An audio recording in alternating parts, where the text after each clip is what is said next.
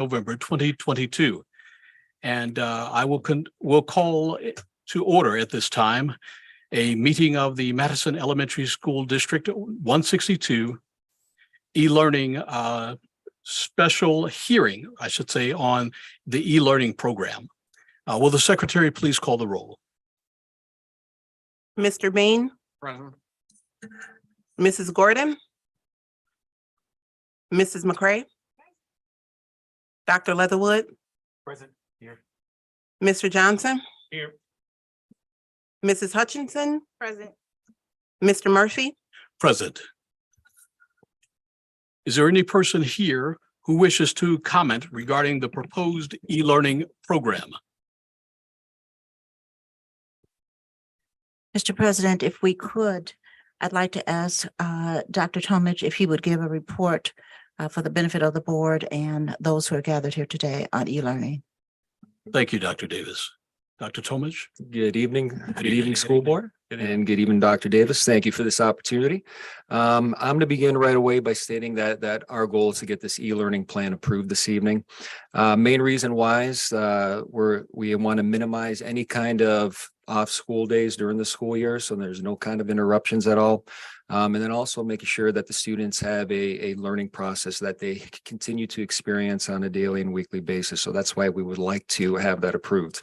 And it all starts with a team approach. So from that standpoint, there was about 12 of us that actually collaborated on this. From the district office team, we had Dr. Rupert, Dr. Hamilton, myself, Mr. Talley, principals. We made sure that we had a principal from each grade level. So we had Dr. Healy from the K to 4 level, Dr. Morgan 4 to 6, and then also Miss Calvin that assisted in the process. And then we went into our specialties, and that's our tech department, Mr. Evans, Mr. Lights, special ed department, Miss Dusky and her team. And then also the teachers union played a role in this as well. So we had Miss Amanda Godin and also Miss Laura Resnick review the plan as well. We probably took about a month, and that was in the spring, summertime. And we fleshed it out, edited it, and out of the 12 of us with all of our different experiences in that, we put this plan together. And then what I'm going to do right now is just go over some big pieces of the plan. So concerning scheduling and attendance, students will experience about a 5-hour day, and teachers are going to instruct for about 5 hours. The day should begin approximately at 9 a.m. It's approximately done at 2 p.m. Staff, one of the main things they got to do is make sure that students are signed on and they're taking attendance. From a building leadership standpoint, so we have our principals and APs. They play a big role in this. So they're monitoring the attendance, and they're making sure that students are signing on. They are working with the teachers and also with students and parents just to make sure that they're signed on and they're on task and they're doing what they're supposed to be doing. So they play a big role in that. One of the other big pieces is technology, and that's the glue of all of this right here. All of us know that we have one-on-one Chromebooks for our students, also with our staff. Learning platform is Google Suites. We've been using that for the last couple of years. We're very comfortable and confident with that. One of the main hubs of Google Suites is Google Classroom. That's where we communicate on the stream. We assign work, students submit work. It's a resource center for the homeroom teacher and also for the students. From an internet standpoint, if a family does not have the internet, our IT department with Mr. Evans and Mr. Lights provide a list of different public locations that either provide free internet, but then we also have our mobile hotspot devices, and we have a number of those. And if anybody would need that, they would contact Mr. Evans. Other really important piece is that we can go paperless really quick concerning curriculum and the different resources we have for the students. So the different online items that I have there, Savas, McGraw-Hill Math, HMH Reading, that's our core curriculum. Online curriculum that covers scope and sequence, our activities, also our assessments. And then we have individual resources such as Freckle, which is K to 5. And then we also have iExcel, which is 6 to 8. And those are online apps that students, they're placed on a certain path depending on what their needs and what kind of assistance they need for English language arts and also mathematics.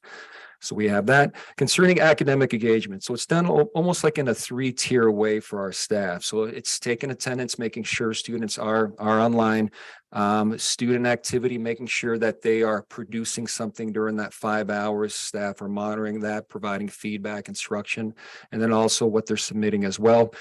From a teacher communication standpoint, you have Google Classroom with the stream. They can do their email, but the one really nice thing we've done in the last couple of years is probably majority of our homeroom teachers have have either one or the other app, Reminder, Dojo, where they have just their homeroom classroom that's assigned to it. So they're communicating with their parents that way, sending, classroom communications, but then also having small chats on the side if parents need support or if they need to, or if that teacher needs a little help in just sort of motivating that student via the parents.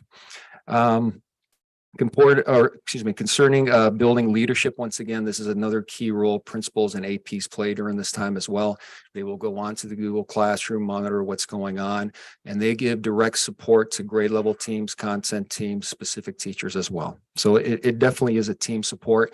And the IT team led by Mr. Evans and Mr. Lights, they are there on the sideline waiting to help out. Okay, concerning district communication, we would do formal communication and be automated robos and text messages, message on the district website, and then we also have our district mobile app. We would post on the news stations as well. Then also we'll more than likely get local communications just from the building principal as well, just to make sure that everybody's on the same page. And then concerning staff and student training, the last couple of years, we have pivoted from the old-fashioned e-learning to remotes to hybrid to back to in-person. We feel very confident we can pivot and go on any kind of learning platform with our staff and also our leadership teams. During the last 2.5 years, there's been a lot of PD with Google Suites. We feel very confident in executing and working in that platform. And what we plan on doing for our next staff meeting, I think principals are going to hear this for the first time, but they're going to review this with their teams since weather's becoming, we're moving a little bit more north with our weather. And they're going to be reviewing this during our next staff meeting, which is going to be in the next couple of weeks. So on that note, if anybody has any questions? A comment, if I could, Mr. President. Yes. The old-fashioned term snow days. I'm not sure what it would mean to us anymore unless there is weather that is so inclement that it goes on for weeks. We would simply pivot or transfer into an e-learning day. We've had an e-learning plan since 2019. We used the plan and implemented really the term that was used, I think, generically throughout the world was remote learning. We were actually implementing an e-learning plan. And so even though we don't anticipate any interruption in instruction other than perhaps with the weather, what you would see on television is that 162 is closed for in-person learning, e-learning implemented. So we would go seamlessly from one to the other. And even though teachers would not be able necessarily to get in because that would be the purpose of us closing, we would not have to interrupt instruction. So I'm happy about that. Now, you may say, why didn't we do that years ago? Because years ago, e-learning was not something that was recognized by the state board. But once we went into COVID and all of the odyssey of that, then they now realize that all districts really have the ability to educate children and to do it through the use of technology, which is what we would be doing. Yes, thank you, Dr. Davis. Mr. President. Thank you, Dr. Tomich. Yes, Member Johnson. I just want to comment and then maybe a question for Dr. Tomich. One, I think is excellent use of flexibility that we've been able to hone during this time of distant learning over COVID. I think that's an excellent pivot of taking something that maybe was more of a challenge and now using that to refine our skill set so we can be more flexible. I really love the idea of not having snow days that extend the school calendar. So now it sounds like that will be obsolete. It'll be once upon a time there were snow days. So that sounds magnificent.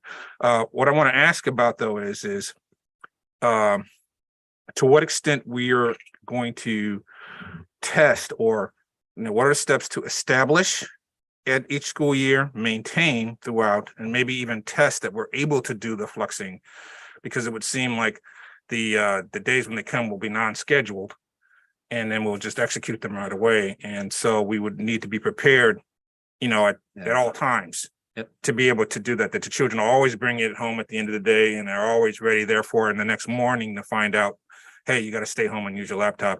Can you speak a little bit to how we'll know that we'll be ready for these e-learning days Yeah. throughout the year? Yeah, and I think one of the big things is making sure that students bring their laptops home and also their power cord. And I know that sounds like an easy thing, but we got to reinforce and just remind the kids all the time on Sure. that. So then it becomes second nature. That's one thing. Second thing, platform we use is the Google Suites. They use that, they meaning the staff and students, they use it every single day now, even though we are in person, because that Google Classroom is a hub that they use for communication, for resource, submitting work, assigning work. So that's just a natural thing they do. Even if they come in person, you're still going to get your core instruction, your presentation, your small groups, but it's all going to be assigned through that Google Classroom. That's why we feel very confident in making sure that this is planned out, quite well or executed well. But I think the first thing would be, once again, as I'm reminding principals right now, our next staff meetings is only a couple of weeks away. It's that first Tuesday of the month of December. We're going to review it with staff, and then more than likely later on that week, probably the teams are going to meet on that Wednesday, Thursday, when grade level content teams meets. They can go ahead and just sort of detail that out by that Thursday, Friday of that week, just highlight that with the students and see if they have any questions or whatnot. We feel very confident we're going to get this done. Very good. Thank you. Mr. Johnson, actually, if it snows tonight, we're prepared tomorrow to go to e-learning. I never thought I would say that, but that is the honest truth, simply because if there's any positive to this experience that we've had the past 3 years, it's our knowledge and our ownership and the teachers' comfortability with technology. So it is not an issue. It's something that we can do at any time with no advance notice. However, with parents, we would be doing the robocalls and the notice, et cetera. But in terms of our ability, teachers would simply sign on at 9 o'clock and we're fine. Very good. Thank That you. was not always the case. Excellent. Thank you. Are there any other questions or comments regarding the proposed e-learning program?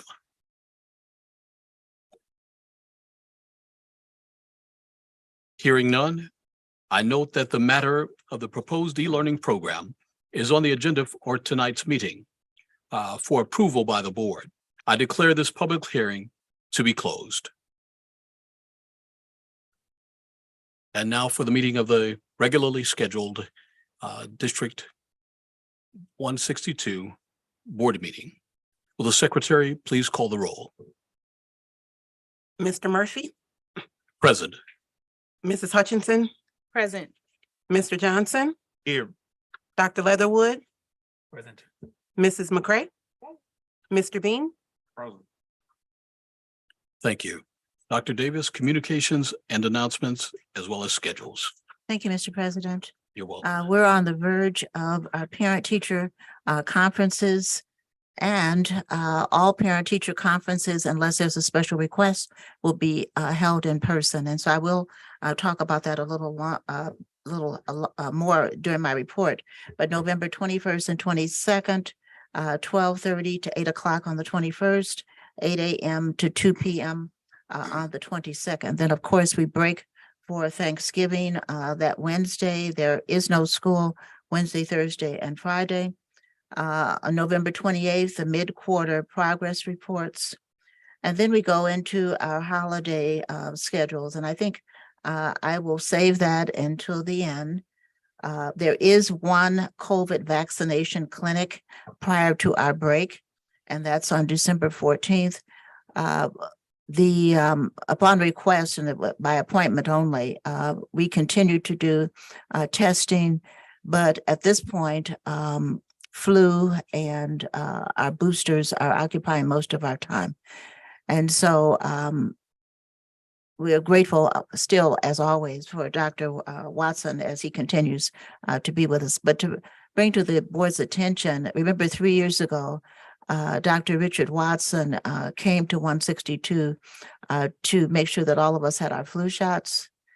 And we did not know then we would be evolving into COVID, but almost immediately he returned to us with additional information and with in-services and finally with on-site Saturday clinics as we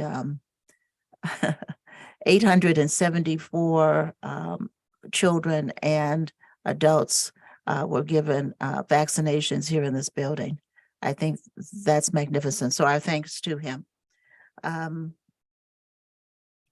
then our December board, and we will talk about that a little later, because I think we're going to ask for a change in the date because the meeting is the same time as the little people will be doing their Christmas performances. So we'll talk about that later in the meeting. Thank you, sir. Thank you, Dr. Davis.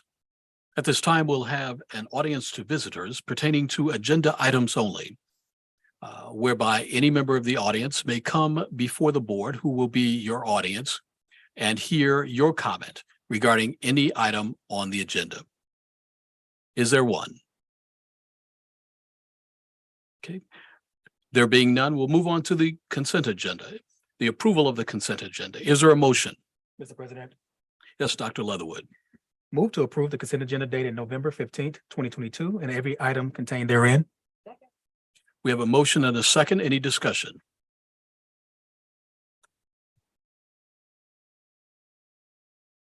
Yes, Mr. President, I'd like to ask our CFO if he would discuss something that has happened to us for the third time, and that is we're eligible for a property tax relief grant. Mr. England, if you could also include, and Mr. Talley, I think we have children downstairs. Do they need us?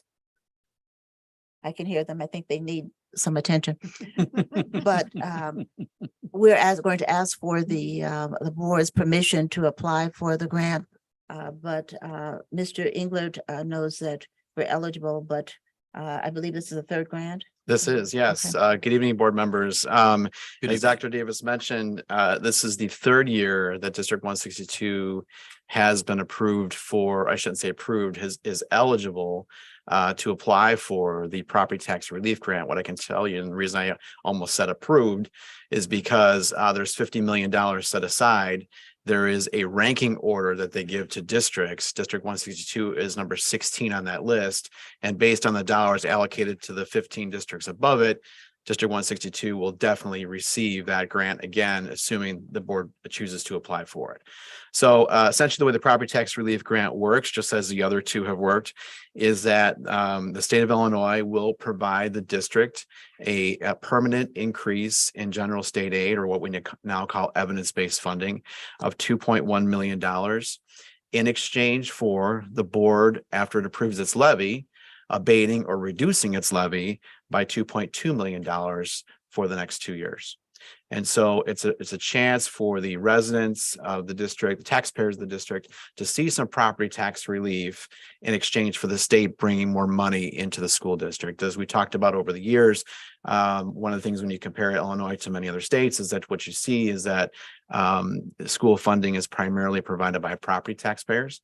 And one of the items that came out of the new evidence-based formula was really to try to change that to some degree over time. And so they came up with this concept of these property tax relief grants to do that. So District 162 is fortunate in that this is, as Dr. Davis mentioned, the third year.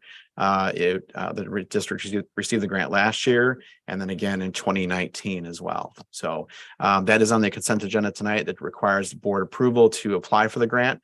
Once the district applies for the grant, I will go ahead and go online and submit that request to the state board. I think it's around December or January, we'll get official notification that the district is receiving the money. And then at that time, we'll be coming back to you in the spring to ask you to do the abatement of the taxes that we'll file with the county to again lower that levy. And we'll talk a little bit more about the levy later in the meeting. So.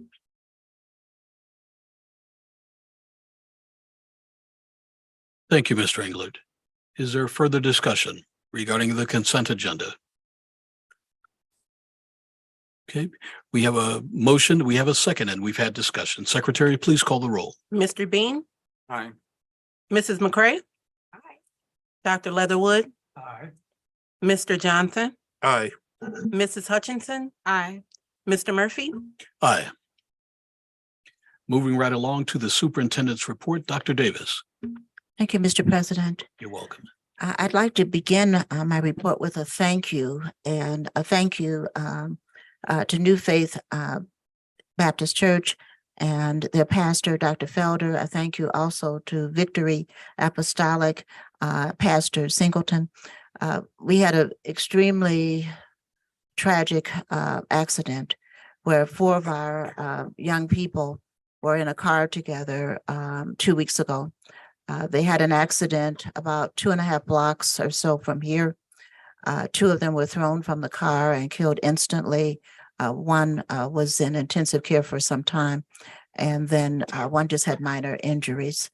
And it was only 2 years ago that this board gave diplomas to those young people, and they were juniors, the ones that were in the car at the township. We anticipated that there would be a large turnout, as there was. And so we went to the 2 largest churches, and New Faith, Dr. Felder said, of course, and we did have the funeral for the first child this past Saturday.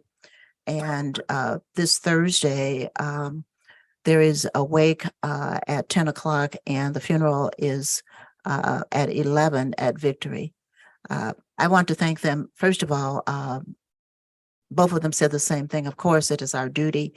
But secondly, they provided a safe place. But more than that, Dr. Thomas and I, and that's Dr. Johnny Thomas from 227, both districts, 162 being the home district where all the students came from, and 227 being their current district. We took up collections, as you're well aware.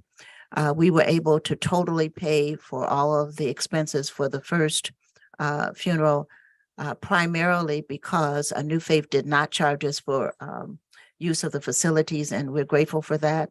And it appears now we will be able to also do the second thing because Victory had expenses, and I heard from the pastor today, he said, that's not in my heart, Dr. Davis. So we thank both of them, but we also thank them for their prayers.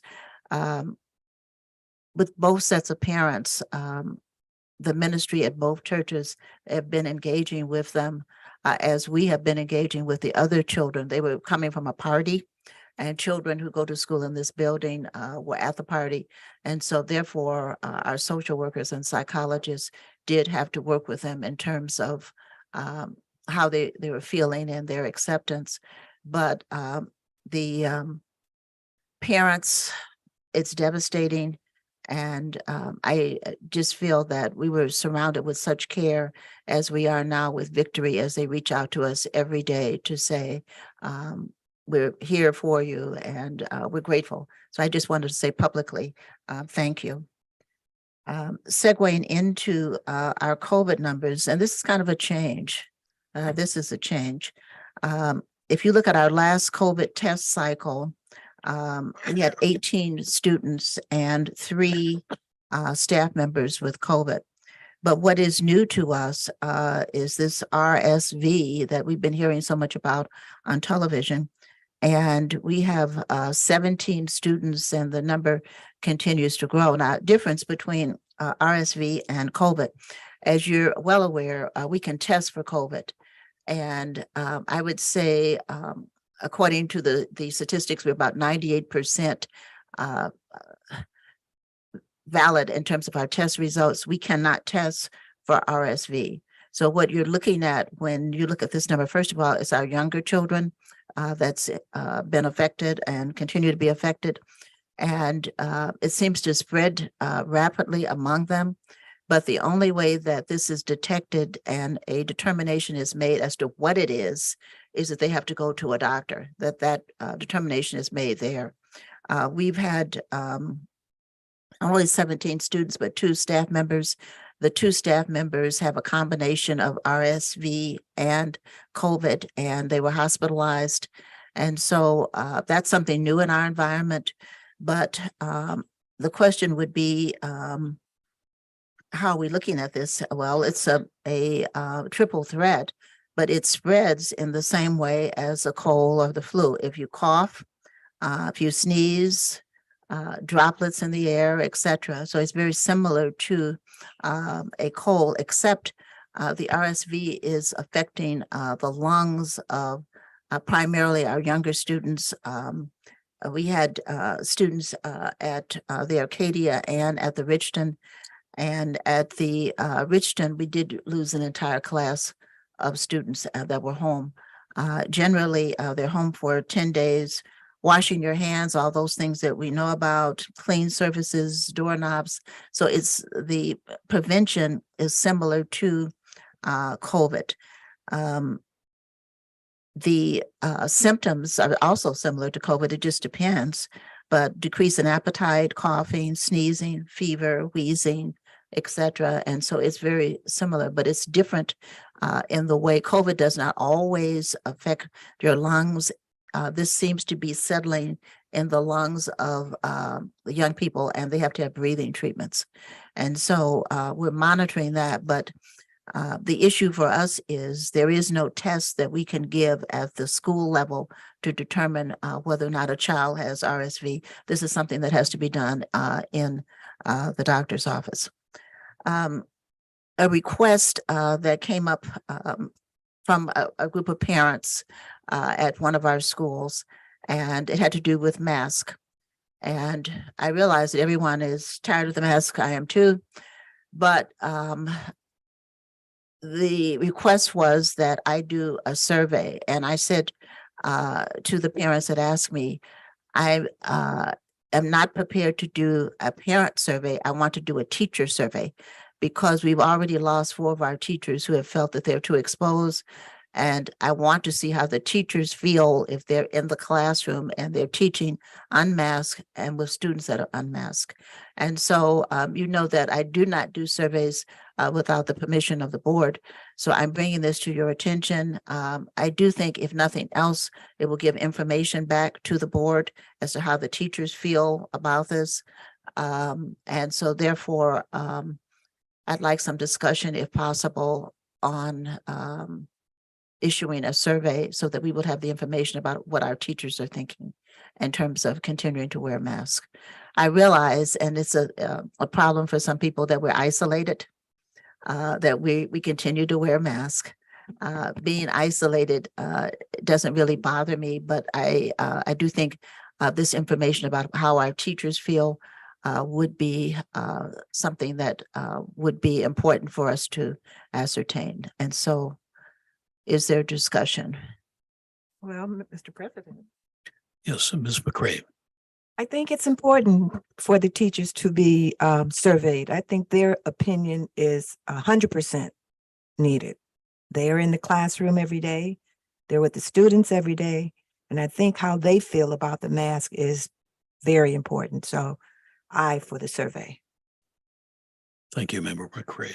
Is there another board member who wishes to comment at this time? Mr. Vice President.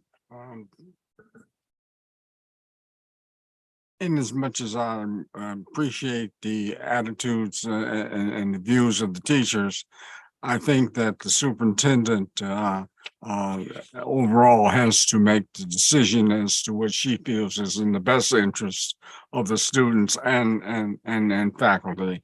And irrespective of what the survey may show, I believe that we must continue to leave to the superintendent the authority to make the decision. And a survey, while it's important, I would really not like to put the superintendent to be at odds with the results of a survey, because I think that the board should defer to the wisdom of the superintendent in making that final decision. Yes, Member Johnson. Two questions, and if I could, I'd almost like to direct them to Mr. Hall. One, are there any known issues associated with surveying the teachers directly? And second, any precedents around doing surveys of this nature? There certainly is no legal impediment, directors, members of the board, to asking our teachers how they feel about whether they want the masks or whether they don't. We have that kind of collaborative relationship with our teachers, our educators on any number of issues. So there would certainly be no legal impediment to that. I am not aware of other districts who have surveyed the teachers. I think that it's been more parents, as Dr. Davis kind of alluded to, who've made their wishes known. I don't know other districts that have asked the teachers how they feel. But again, it's entirely within the purview of Dr. Davis and the management team and the board to ask the teachers what their feelings are, if that's the will of the board and the will of the administration. Thank you, Attorney Hall. Is there another comment from another board member, perhaps? Could I ask a question? Only Absolutely. based on, Member McCray. Dr. Bean's comment. I didn't hear Dr. Davis say that her opinion about what she wanted to do would be based on the survey. I was hearing she was interested in what the teachers had to say. Did I miss something?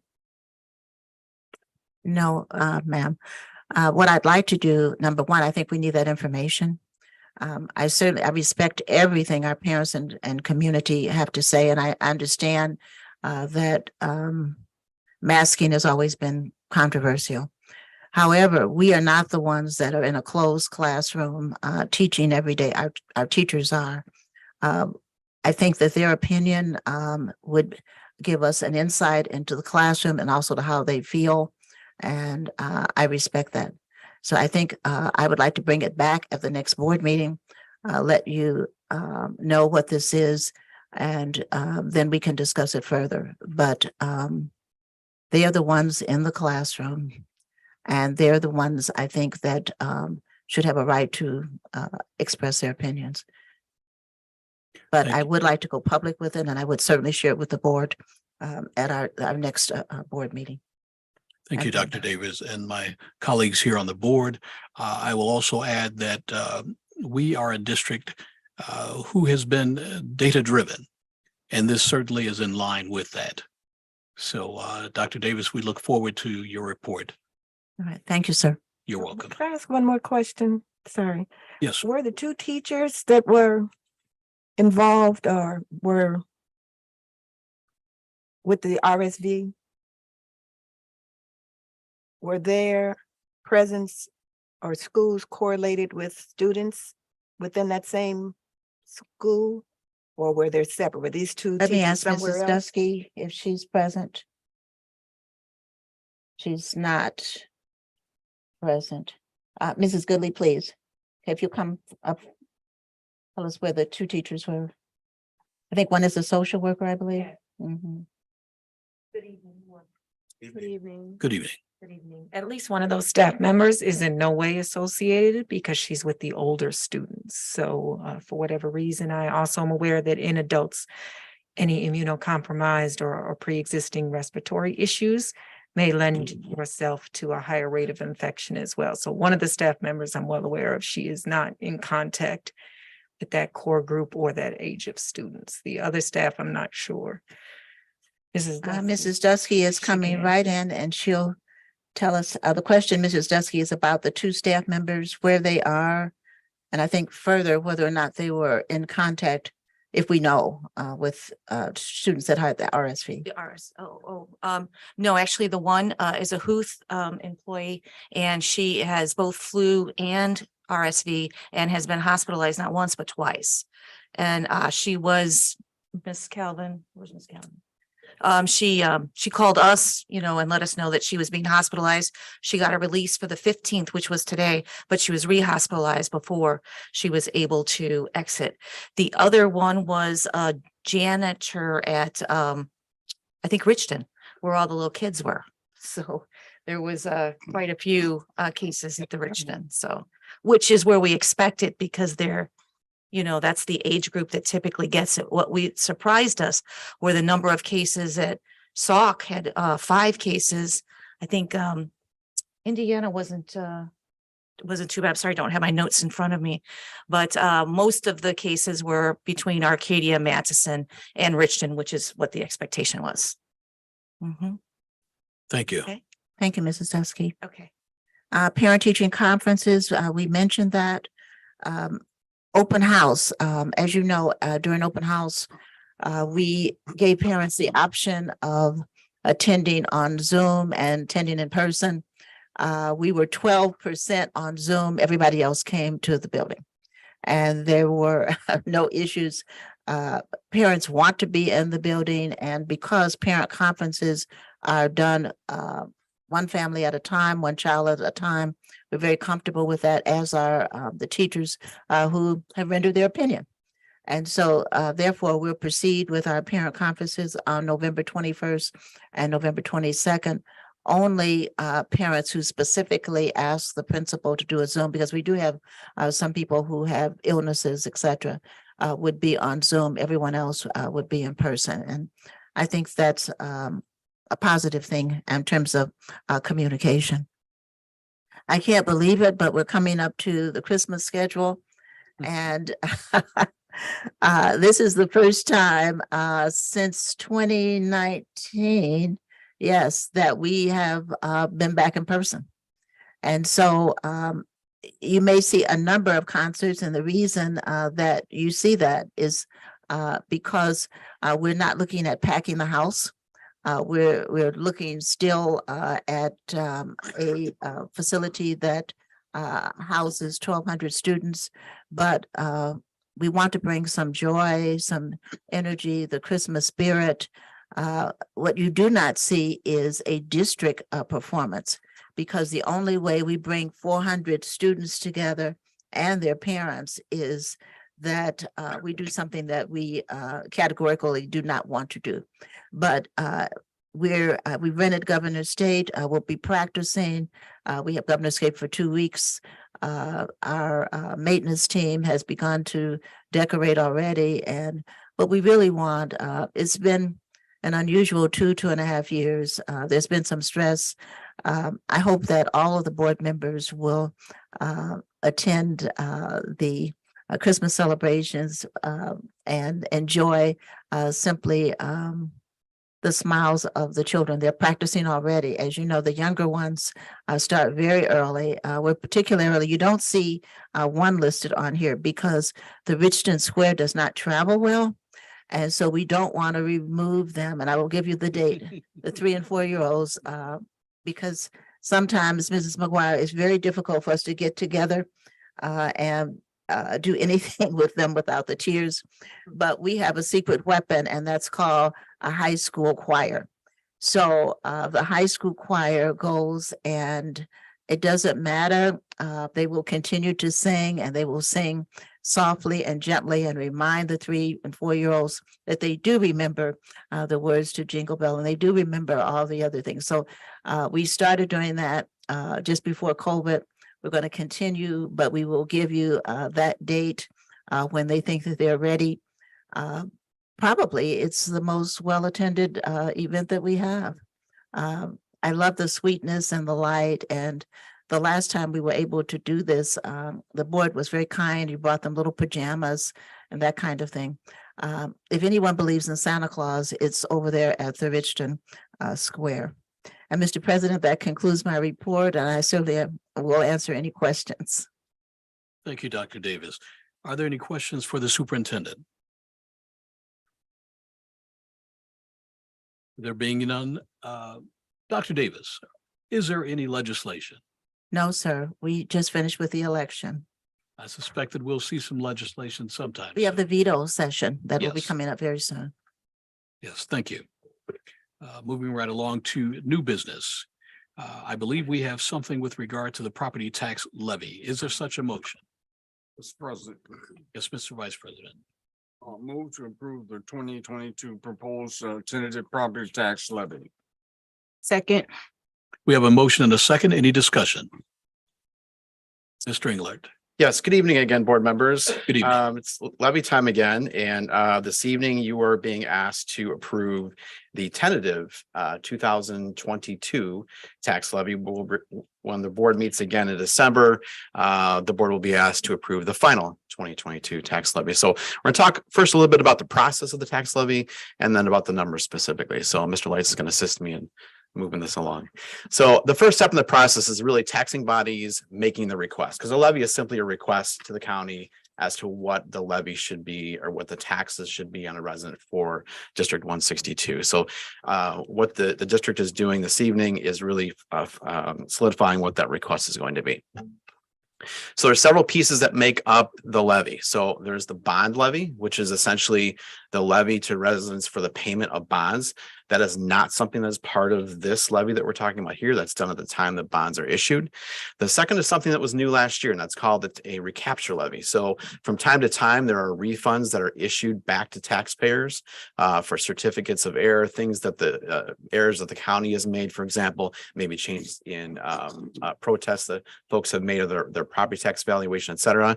So the county is now adding that back into the bill for the following year into the overall levy. So those two pieces are out of the control of the board as far as this tax levy goes. The piece we're focused on here is the operations levy. Those three things together make up the total District 162 levy. I apologize, looking at this monitor, it's a little bit hard to see those numbers from here or that graph from here, but that's just showing you sort of a graph of the actual levies over the last 10 years. What you can see there is in 2018. You may be able to see it better on your monitor, but in 2018, you'll see a little bit of a spike there. That's because there's about $6 million of new property, which is highly unusual. And that really was a TIF district that was coming back on the tax rolls. So it wasn't a tax increase necessarily to residents, but it was taxing new property that was coming out of the tax rolls. Then you see that dip down in 2019. That was the first year the district received the property tax relief grant. And so you see the effect of that there. And then some slight increases in 20 and 21. Okay, so once the district determines what the overall levy is going to be, then the county has to determine how is that split up among taxpayers, and it's done based on, of course, property values.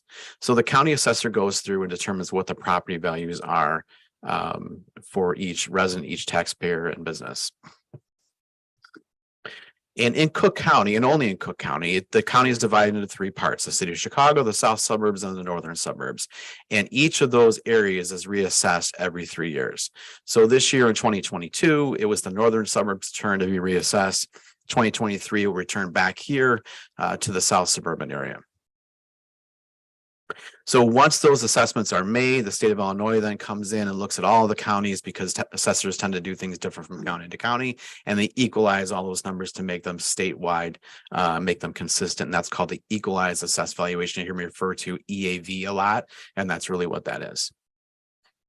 This is just, again, a chart of EAV over the last 10 years. You'll see that dip, and that's coming down after the recession. There's a little bit of a lag from the county's assessments to a couple of years, essentially, to actual property values. So you see that dip coming down, going back up then again as property values increased, kind of leveling off. And then we had that that one spike there in 2018, again, for that new property.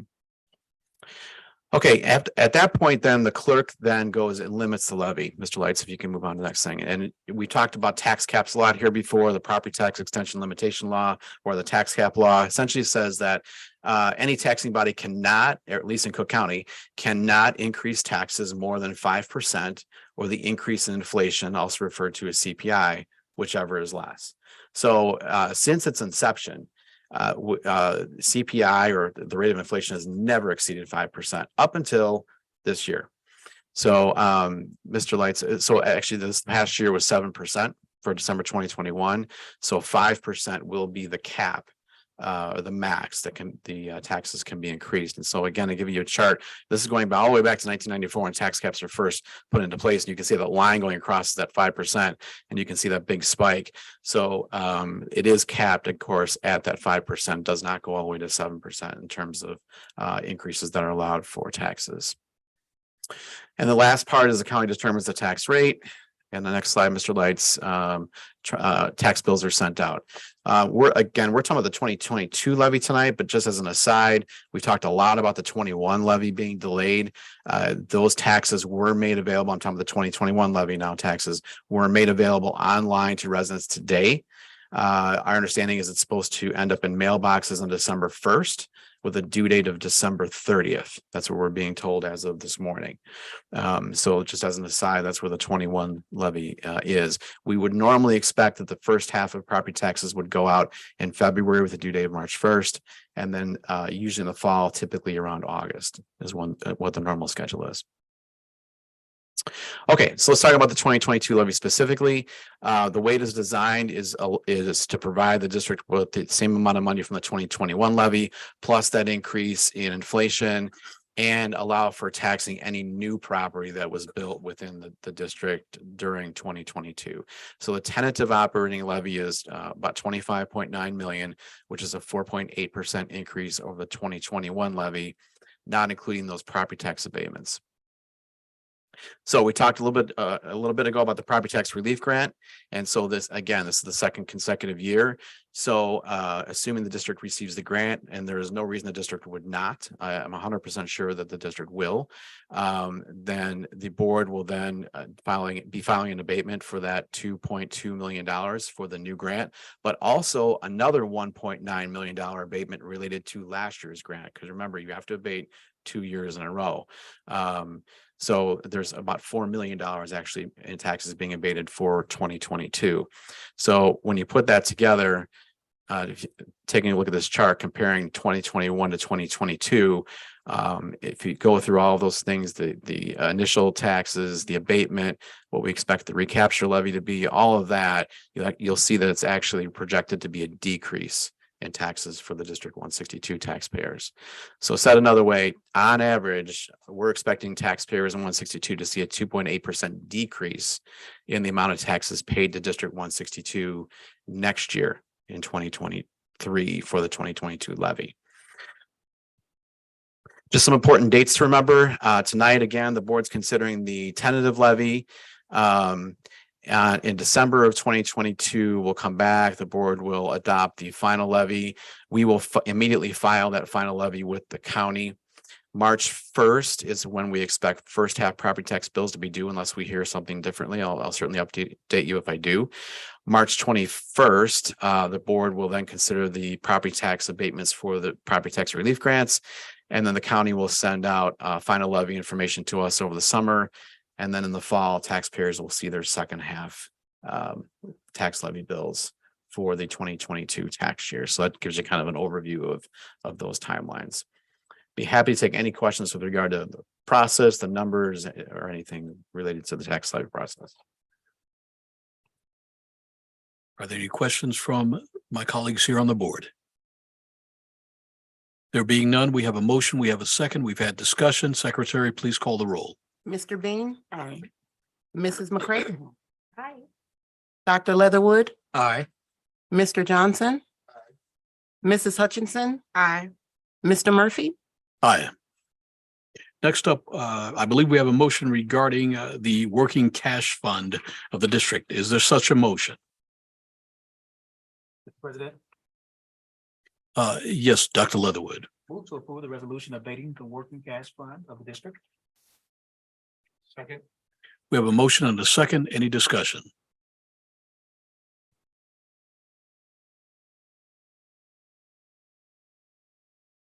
This motion here before you is just simply a transfer of funds from the working cash fund to the operations and maintenance fund. It's a permanent transfer, but they technically call it an abatement. So it's just essentially to provide more money for the operations and maintenance fund. Thank you, Mr. Englert. Any questions from my colleagues here on the board? There being none, we have a motion and a second and discussion. Secretary, please call the roll. Mr. Murphy. Aye. Mrs. Hutchinson. Aye. Mr. Johnson. Dr. Leatherwood. Aye. Mrs. McCray. Aye. Mr. Bean. Aye. Next up, we have, I believe, an item here involving the change of schedule for the December board meeting. Is there a motion? Mr. President, Yes, Mr. Vice President. move to approve the moving of the December 2022 Board of Education meeting to December 19, 2022 at 6:30 p.m. Second. We have a motion and a second. Any discussion? Yes, Mr. President. On the 20th, we will have a wonderful performance by the Arcadia and the Madison. They need Monday to practice. And so therefore, all of the principals have asked that we change our board meeting for the 1 month by 1 day, and that we hold our board meeting on that Monday. And we all attend. I'm sure we will be there for the performance by the Arcadia and the Madison on Tuesday. The only other option, and we've done this one year, and that is that we shift our board meeting very early to 4 o'clock. It was difficult for us to finish, and I think we need time for discussion and also, if we move it earlier, it really makes it difficult for parents and community to attend. So it would be my recommendation that we move it by one day for the month of December. Thank you, Dr. Davis. We've had a motion, second, and discussion. Secretary, please call the roll. Mr. Bean, Aye. Mrs. McCray, Aye. Dr. Leatherwood, Aye. Mr. Johnson, Aye. Mrs. Hutchinson, Aye. Mr. Murphy. Aye. The next item on the agenda involves the natural gas generator. Is there a motion? Mr. President. Yes, Mr. Vice President. Move to approve the bid of Zona Therm in the amount of $142,900. Second. We have a motion and a second. Any discussion? Mr. Yes, England. Mr. President. Oh, I'm sorry. Go right ahead. Yep. So board members, the next three items are related to the purchase of equipment related to the new food service commercial kitchen. And with supply chain issues the way they are, even though we have not come to the board yet with construction bids, we need to move, requesting that the board move on ordering some of the mechanical equipment and kitchen equipment because there are significant delays in getting these items just because of supply chain issues. One thing I want to point out, item D, which was a motion I know that is on the table right now. The recommendation right now from our architects as of this afternoon, as well as Mr. Walzak, our Director of Building and Grounds, is actually to reject all of those bids for item D alone. There were some items that have come up in vetting the bids in terms of what that generator provides and if it's enough power. And so they're recommending at this point that we reject the bids for item D alone and go back out for rebid with different kinds of specifications. Okay, that is the recommended recommendation. And is there a vision of the motion? Or will the motion stand? I think it's been moved and seconded. I think we should reject. I think we should vote no on this one. And then reject all the other bids. I think that would work. Yes. So it's been moved and seconded. So I think when the roll is called, we vote no to reject this one. Right, for those who are in line with the recommendation, correct. And then we should have a subsequent motion to reject the other bids that have been submitted. Agreed, Mr. Vice President. If you could make such a motion. once Okay, the roll is taken on this one. After the roll is. Yes. Secretary, please call the roll. Mr. Bean, No. Mrs. McCray, Nay. Dr. Leatherwood, No. Mr. Johnson, Nay. Mrs. Hutchinson, No. Mr. Murphy. Nay. Thank you, Mr. President. Mr. Vice President. Based on information provided by the administration, I move that the subsequent, that additional bids that have been submitted with respect to the request be rejected and that this item be rebid. Second. We have a motion and a second. Any discussion? Mr. President, Yes, Member Johnson. have we been presented with these bids that you're asking that we reject? Does it constitute the food service storage facility phase 1, phase B? Yes, the pages in front of you. Yes. For the generator only. Yes. And I'm wondering with the number one, the Alto Fair Power Systems. My copy doesn't have anything on there. Is there any more information that's to be said about number one? For the other bidder, Yes, we're being asked to reject these three. it should be just two. Three names, 2 quotes. But there's a third name, actually, which shows as number one, Okay. Altafair Power Systems. And it's blank, that one? Correct. Yes, okay. So what happens is when a bidder picks up a bid packet, they get added to the list. However, that third bidder did not show to the bid opening, therefore there's no number associated with it. Very good, thank you.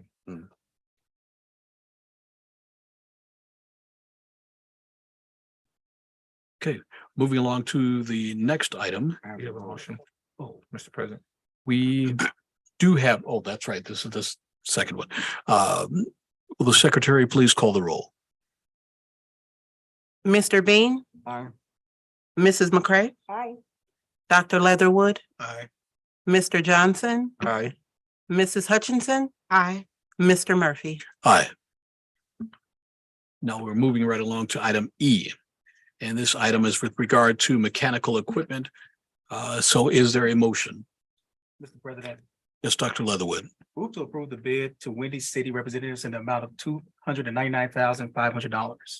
Second. We have a motion and a second. Any discussion? Okay, there being none, secretary, please call the roll. Mr. Bean, Aye. Mrs. McCray, Dr. Leatherwood, Aye. Mr. Johnson, Aye. Mrs. Hutchinson. Aye. Mr. Murphy. Aye. The next item is with regard to supply and installation of kitchen equipment. Is there a motion?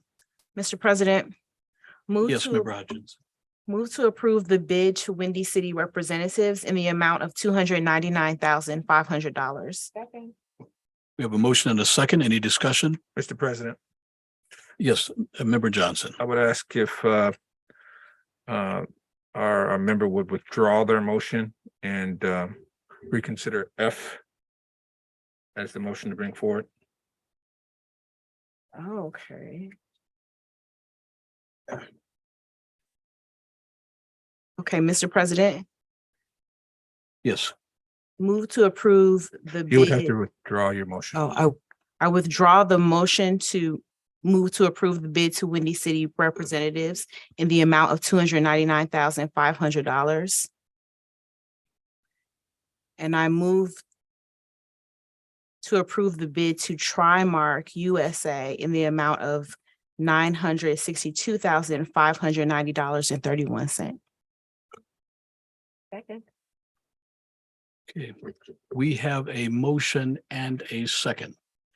Now, I will yield to the wisdom of our Vice President, Mr. Bean. I think my wisdom has gone out the door. I believe that perhaps we should handle this the same way we handled the other, which is to vote on the motion as originally stated. And if it is our intention to vote yes for the second, then we must vote no for the first. Mr. President, if I may, Yes, I think that the issue is that you've already voted on E, and there was just it was just stated a second time. So you've already taken care of that vote. And so I don't think that it's necessary to do it the same way that it was previously done, because you've already taken care of that. So I think that my recommendation would be to move on to F, because you've already handled E. And it's fine that that was withdrawn because it was already voted on. You've already done E and taken your vote as a board on E. So I would move on to F. That would be my recommendation. thank you, Attorney Hall. Just a point of clarification, being that it was already voted on, and now that it's withdrawn, what then happens to the affirmative vote for the previous motion? You've already taken care of it through your affirmative vote. And the new motion was to withdraw the second motion for the same item and to go on to F.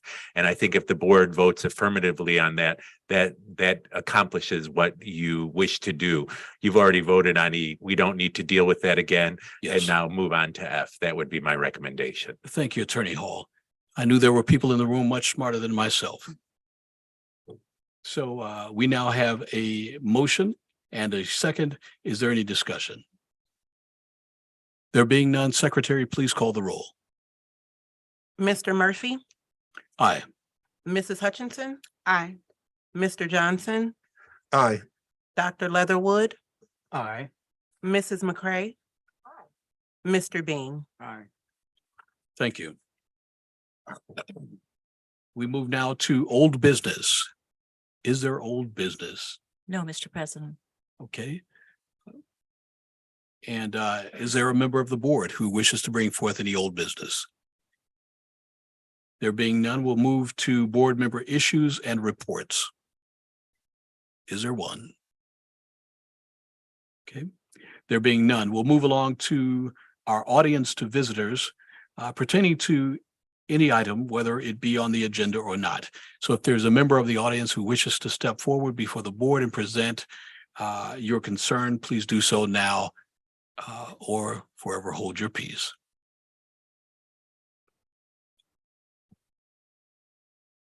And as you reach the podium, please state your full name, first and last, for the record, please. Good afternoon, good evening. Good My name is Andre Thomas.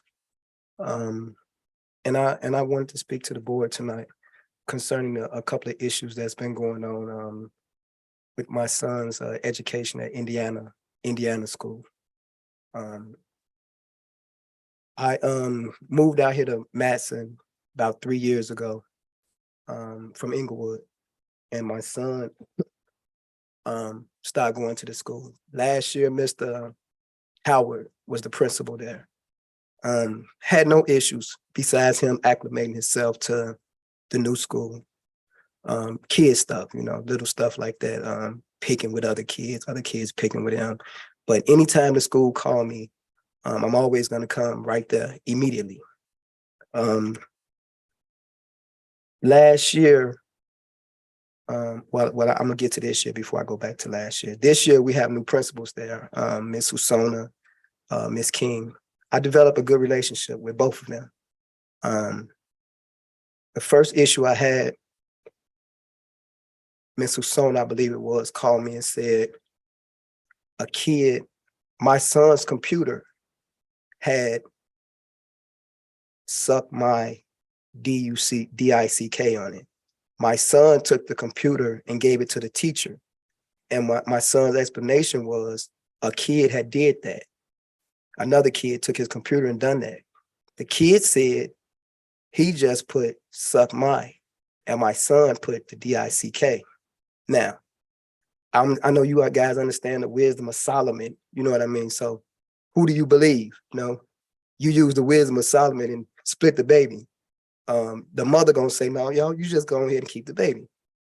I did not believe that my son did that, but I don't want to be the type of parent to say what my son won't do. I understand kids act different around their friends than they do around their parent, but that didn't make sense that he would do that and then take it to the teacher, right? Why would he put suck my and then another kid come in and fill in that part and then he take it to the teacher? But I was told that we don't know who did it, so we have to discipline both kids.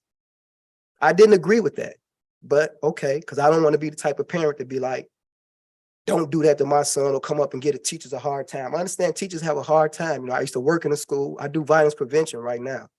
If you look it up, I'm like a national expert. I go to different places and teach violence prevention. I've offered this at Indiana. Listen, I have an agency. I have sub-agencies. I would bring my people out here and talk to the kids about violence and being able to de-escalate situations, how to react without being violent. I've offered that. And they told me, okay, we're going to take you up on that, Mr. Thomas. So that was the first issue. The second issue became him and the young man would study getting into it with each other, right? Pushing and stepping on feet and all this. Now, my son not really aggressive, but again, like I said, I'm not going to say what he won't do. They asked me to come to a parent-teacher conference. And so I did. So no. So I brought it up that my son feel like he's being bullied. We'll look into it. I said, okay, I left that alone. One morning, Saturday, I got up a couple of weeks ago, 4 weeks ago, maybe. I got up. My son can draw really, really good. He had drew a picture of this rapper who had got killed named King Von.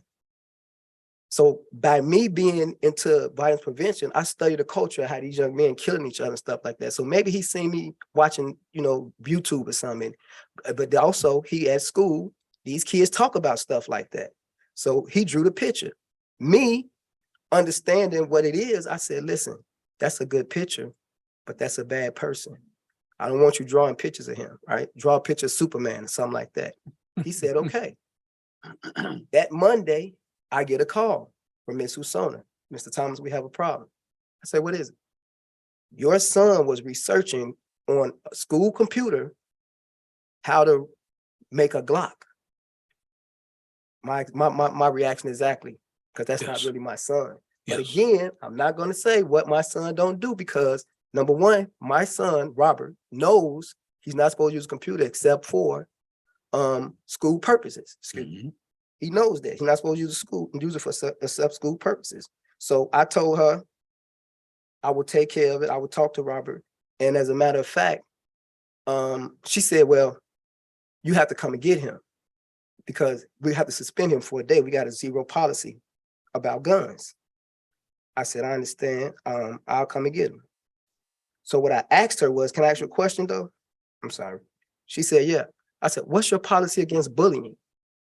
What's that policy? Is that a zero tolerance policy? Because number one, I know my son. I know that even if they could show him how to make a Glock, he don't have access to the equipment to do it.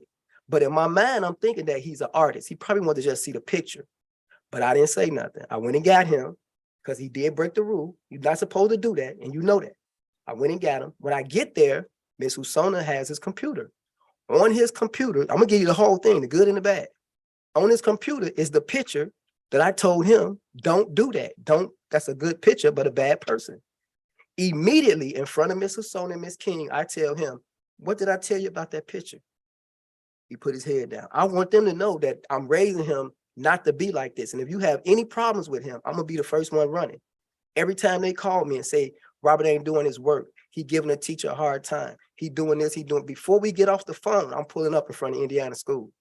Not to go in there and embarrass my son, nothing like that, but to get it together. We'll talk when you get home, but get it together. You're not gonna disrespect no teachers. You're not gonna disrespect, I'm not gonna let you be a hindrance or a problem for the school, for your classmates, for the teachers, none of that. Like I said, we developed a great relationship, Miss Usona, Miss King, and I. So I take him home that day about he do that on the computer. I asked him why he did it. He told me that he brought the picture up there and for clout. That's what the kids doing now. I understand that. But again, because I work in violence prevention, I'm showing him what's this gonna lead to. The young man that's on that picture that you drew, he's not with us anymore because he was living that lifestyle. I moved my kids from Chicago, Inglewood, so they wouldn't have to go through this, right? So we wouldn't have to go through this. So we leave that alone. A couple of days or about a week after that, this is when I get the issue that him and this little guy, this little young man is still into it.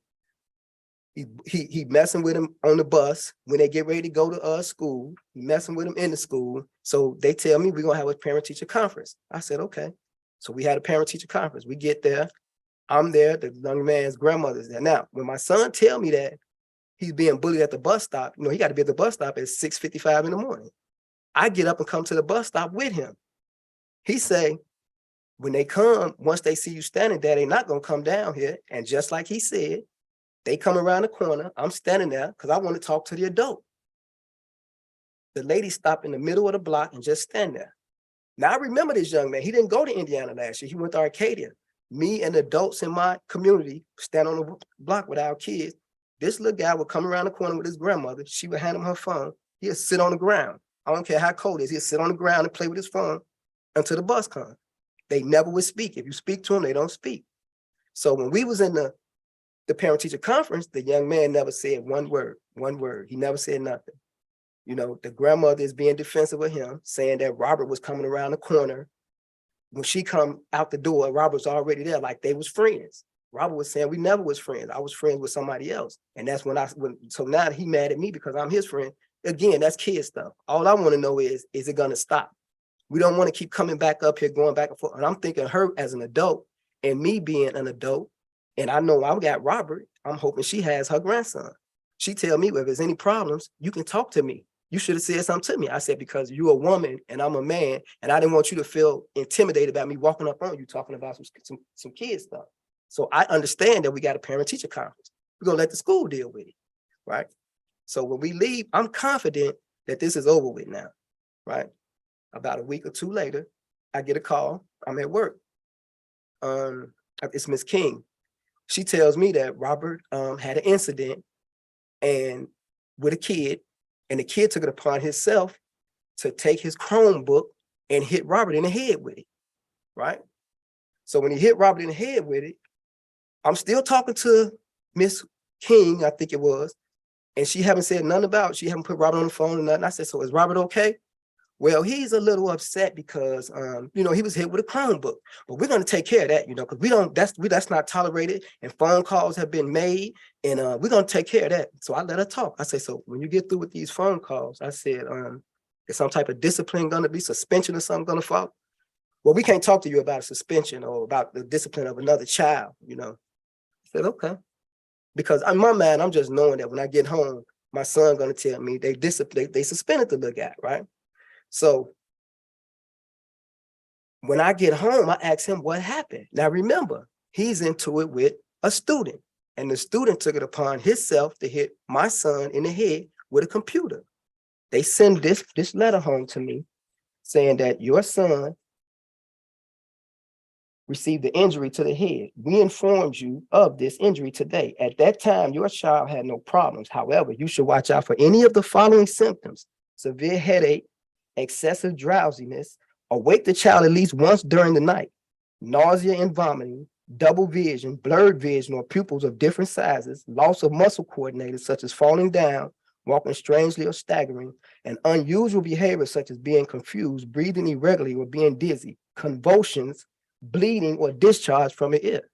So he had such an injury, and I don't know how hard he hit him, but did you send this home to me? Okay, now just remember that part, right? So when I get home, I ask Robert, he's still distraught. I get home later that night, about 8 o'clock. He's still distraught. He usually sleep back 8. He waiting on me to get there so he can talk to me. I say, what happened? He say, I told the guy to stop, messing with me, and he was messing with other kids. And so he picked up the Chromebook, and I didn't know what he was going to do. He hit me in the head with the Chromebook. I said, well, why would he do that? He said, he been doing it. It never stopped. Since when you came up there. I said, wait. You telling me the young man that hit you with the Chromebook is the same one we just had the parent-teacher conference with? He said, yeah. It's confusing to me because I'm an adult talking to another adult. Why wouldn't you tell me this is the same young man that we just had this parent-teacher conference about? You inferred and led me to believe that it's a whole nother kid, right? So I'm like confused. So I'm like, well, maybe I'm just tweaking. Maybe I'm misinterpreting. Maybe that's really what it was, right? So I say, well, I'm sure they're going to suspend him. He say, no, he going to be in school tomorrow. I say, no, he ain't not going to be in school tomorrow. They wouldn't do that. Not even Chicago public school would do that. He not going to be in school tomorrow. My son say, watch, he going to be in school. I said, well, I tell you what, if he's in school tomorrow, I want you to tell him you don't feel good and call me. And when I get on the phone, just say, I don't feel good. I'm getting ready the next morning. I get the call from the school. I say, uh-oh. I come to the phone. Hey, Mr. Thomas, there's nothing really wrong. Robert just wants to talk to you. I think he's not really feeling well. So I say, okay. He get on the phone. I say, Robert? He said, yeah, Dad. I say, what's wrong? You don't feel good? Right. I said, okay, I'll be up there. I told who I was talking to. I believe it was Miss King. I said, Miss King, I'll be up there in a little while. She said, okay. I got dressed. I went up there. I called his mom. Robert lives with me in Madison. His mom lives in Chicago. But my thing is, I don't really like being confrontational or arguing with women. I don't like doing that. But I think I've been being so nice and professional that now it's like I'm being taken advantage of as a man. That's how I feel. So I want his mama to come and speak for him because she's going to be protective of her son, and he needs somebody to protect him because it ain't being done, right? So I get his mom. So we come up there. But I'm not going to let her go crazy, but I just want her to talk. So we sitting there, Miss King come in, and she say, well, first, I want you to know that Robert didn't do anything wrong. He's really handling stuff really, really well. I'm really proud of him. That's a good thing, right? He's done nothing wrong. So I'm sitting there and I'm like, So I say, let me get up to speed, Ms. King. I say, the same young man, this young man that hit my son with a Chromebook in his head is the same young man that we had the parent conference teacher with, right? She say, yes, and you know what? We're gonna get Mrs. Sona in here, and woo. I said, yeah, let's get Mrs. Sona in here, because my question to you now is that school district 162 policy that a student can assault a student today and be back in class with that student tomorrow? Oh, no, absolutely not. Absolutely not. I said, well, it seemed like somebody not working in policy then, because that's what happened, right? So now I'm talking to Mrs. Sona, and she telling me it was a lot of stuff going on yesterday and this. And I say, but how is he back in school? That's what I don't understand. If my child do something, I'm coming here immediately.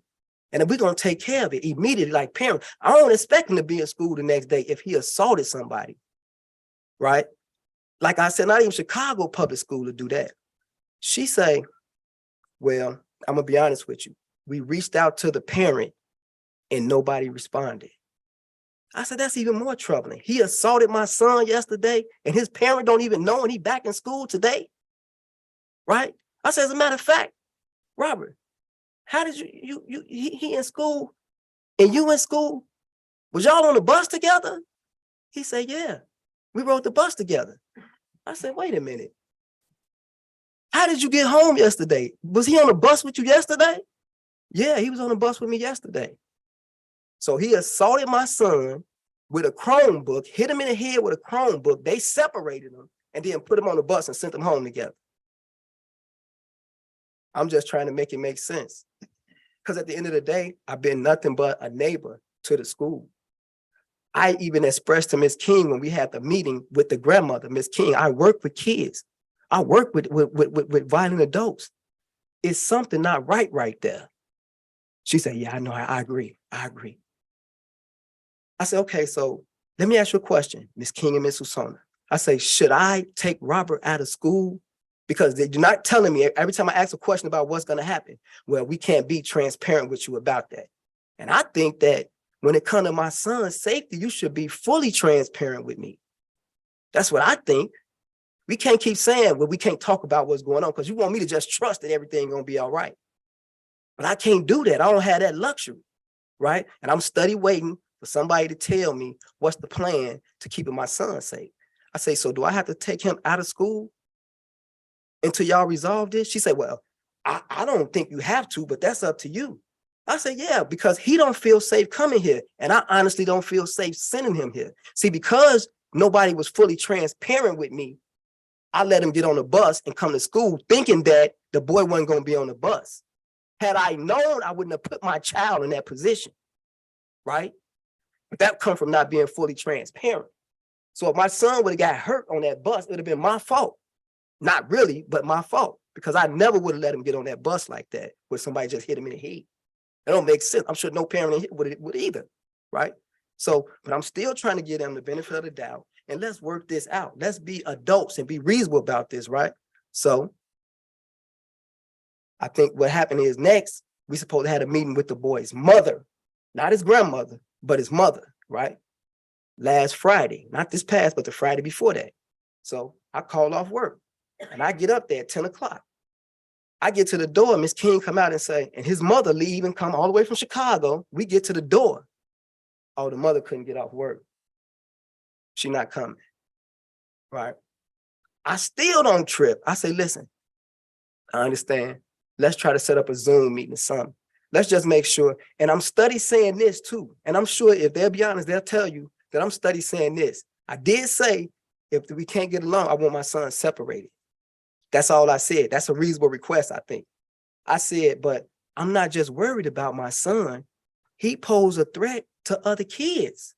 If he'll get up and hit somebody in the head with a Chromebook, he posed a threat to other kids too. So I'm study trying to come up with a safety plan that don't involve just my son, but other kids too.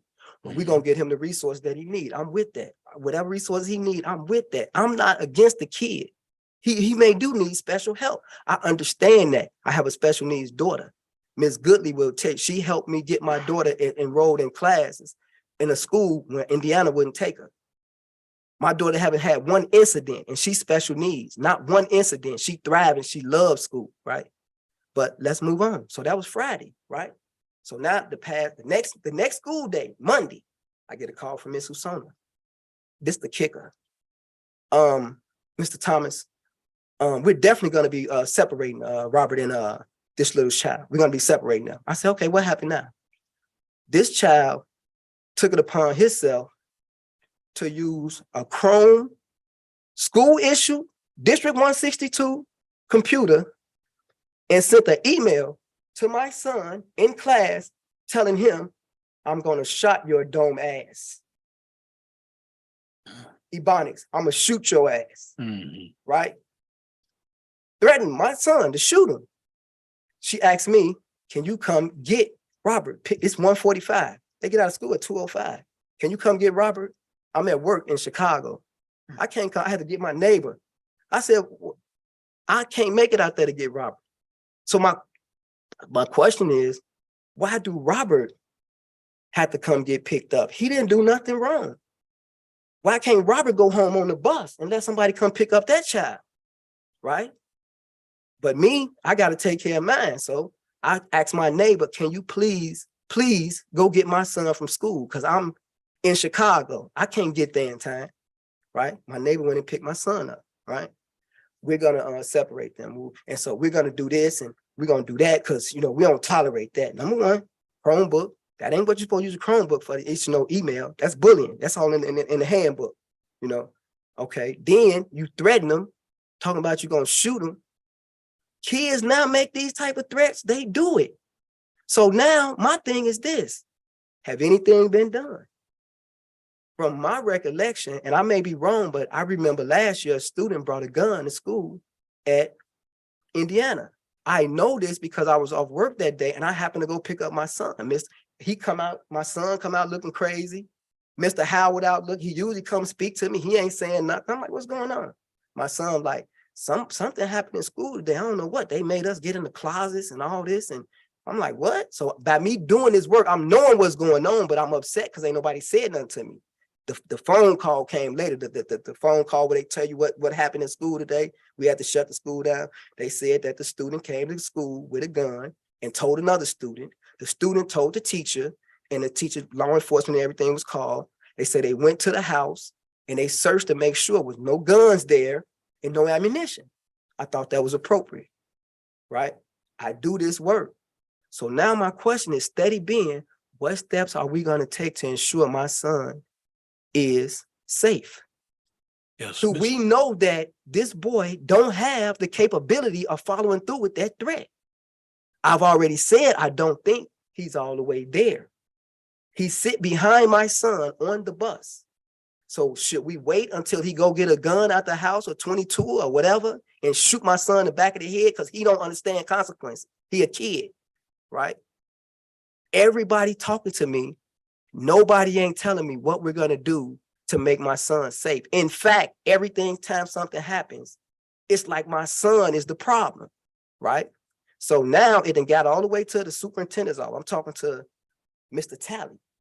And so, Mr. Thomas, we take this serious. And I want you to know I'm really, really, really concerned. And I understand. I say, listen, I'm not trying to be a jerk. I'm not trying to be no a-hole, none of that. I just want to make sure my son's safe. He my responsibility. I don't have that luxury of assuming ain't nothing gonna happen. Then when something happened, it's my fault because I should have did more, right? So, no, Ms. Thomas, we're gonna take care of it. I just want you to know it's at this level now and woo, woo, woo, woo, woo. Okay. So I was supposed to get a call from him Monday morning. He called me about 6 o'clock. Yeah, Mr. Thomas, so there's really nothing we could do about the bus, you feel. You understand what I'm saying? We got a school bus attendant on the bus, and you know, we can make sure that they don't sit next to each other. I said, okay.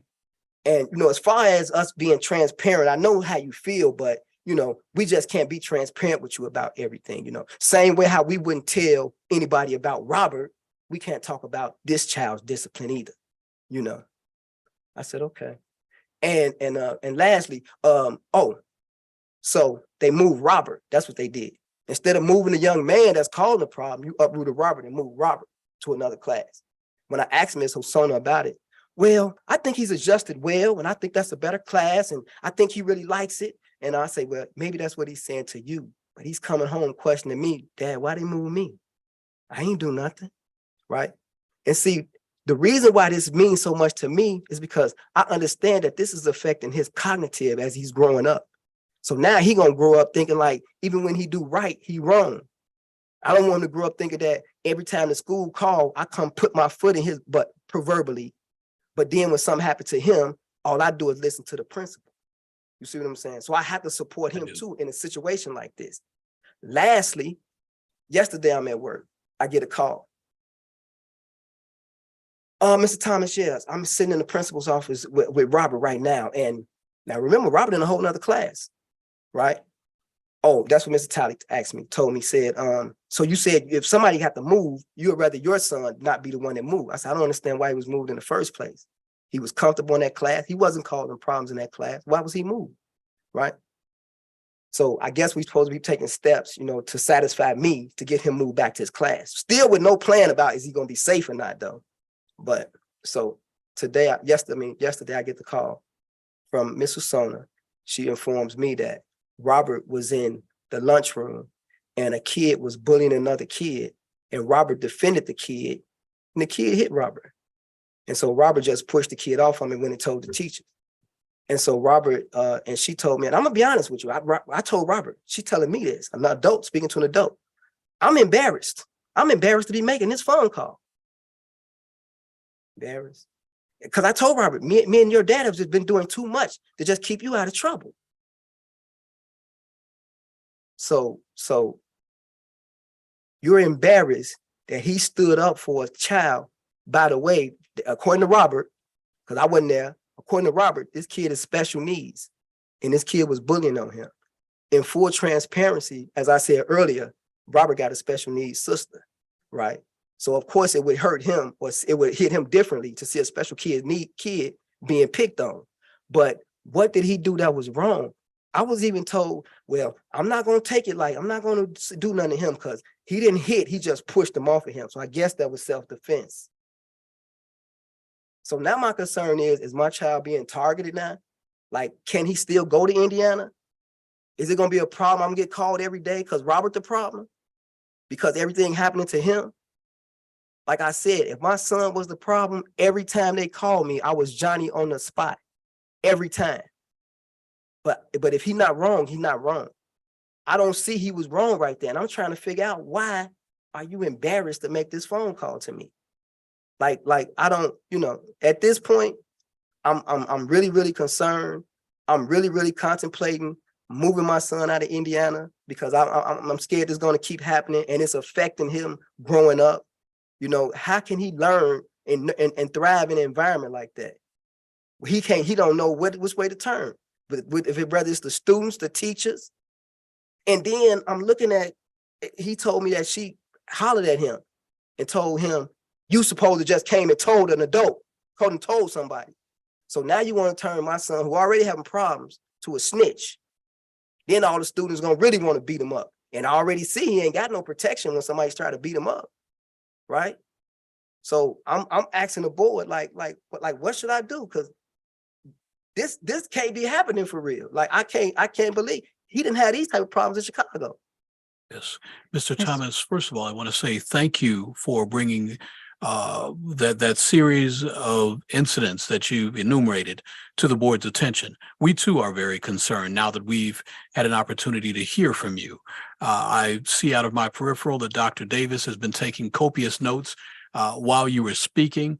And I would ask Dr. Davis that you talk with Mr. Thomas to please get as much information as possible regarding the series of incidents, and then also to propose some resolution that is consistent with our policies as well as our past practices.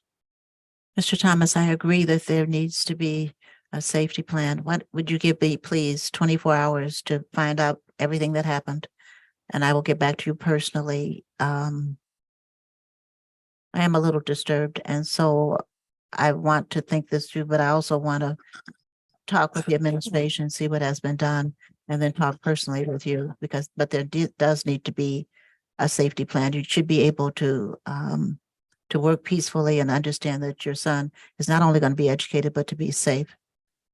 And I'm not saying that he is not, but I need to know more about this. And so please give me 24 hours and I will get back to you and I will tell you what we're going to do. But I need to trace this. I think you outlined at least 10 incidents. Can I ask something? of- Yes, sir. First of all, yes, I do think he need to be safe, but I think this too.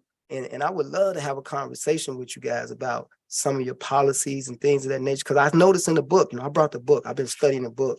I noticed that it say, when you do certain stuff, it's a zero policy.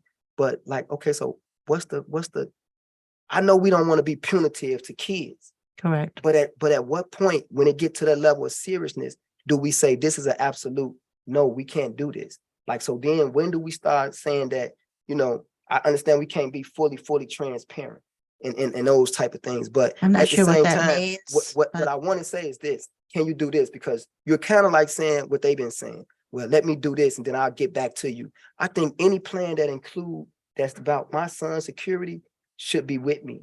I don't think that you should make a plan and tell me what the plan is. Like, I think that's just like me. I make risk reduction plans for guys. I don't tell them, you're going to do this, you're going to do this, you're going to do this, because it's not going to work if they're not a part of the process, right? So I think that any plan that concerns risk reduction and safety should be a plan made with me, not for me. You can't make a plan for Robert because he can't speak for himself. I can speak for him. So I would love to be a part of it to tell you, okay, well, I think, because basically what people are telling me, well, we talk to the district, we talk to this, and everything is okay. I don't have the luxury of just saying that that's okay. I'm responsible for his security. I have to make sure that he all right.